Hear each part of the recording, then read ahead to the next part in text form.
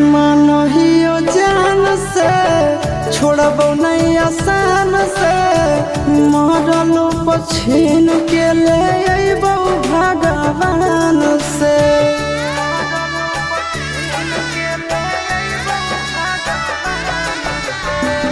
मानहियो जान से छोड़बो नहीं आसान से मरलो पछीन के ले अइबो भगवान से।